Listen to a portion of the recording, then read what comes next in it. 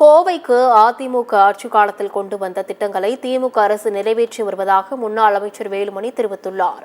கோவையில் முதலமைச்சரால் நேற்று திறக்கப்பட்ட உக்கடம் ஆத்துப்பாலம் மேம்பாலத்தை முன்னாள் அமைச்சர் SP வேலுமணி பார்வையிட்டு ஆய்வு செய்தார்.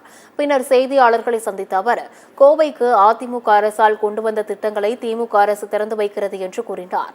உக்கடம் ஆத்துப்பாலத்தில் விபத்துகள் ஏற்படாத வண்ணம் தேவையான நடவடிக்கைகளை காவல்துறையினர் எடுக்க வேண்டும் என்றும் அவர் கேட்டுக் கொண்டார். கோவை விமான நிலைய விரிவாக்க பணிகளை விரைந்து முடிக்க வேண்டும் என்றும் அவர் வலியுறுத்தினார்.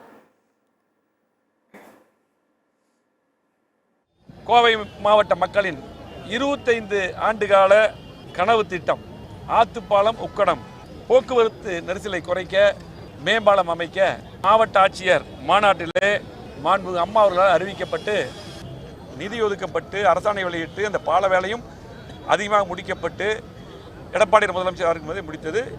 அதிகபட்சமாக இதுக்கு ஒரு வருஷத்தில் முடிச்சிடலாம். இன்றைக்கு 3 வருடம் எடுத்துக்கொண்டால் கூட இன்னும் முழுமையாக முடிவடையவில்லை. வேகமாக இந்த அரசு முடிக்க வேண்டும். நெடுஞ்சாலைத்துறை அந்த துறை இந்த நிர்வாகம் மாவட்ட நிர்வாகம் வேகமாக முடிக்க வேண்டும். அதே போல் விமான நிலைய விரிவாக்கம் நிலநடுப்பெல்லாம் நிதி ஒதுக்கி முடிக்கப்பட்டிருக்கிறது, எடுத்துட்டு இருக்கிறாங்க.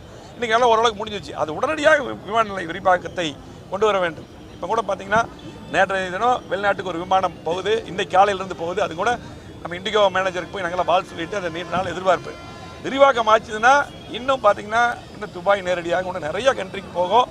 தொழில் உற்பத்தி பெருகும். அதே போல் கட்டமைப்புகள் பெருகும். நிறைய IT கம்பெனியெலாம் வருவாங்க. உடனடியாக விமான நிலை விரிவாக்கத்தை செய்யணும்.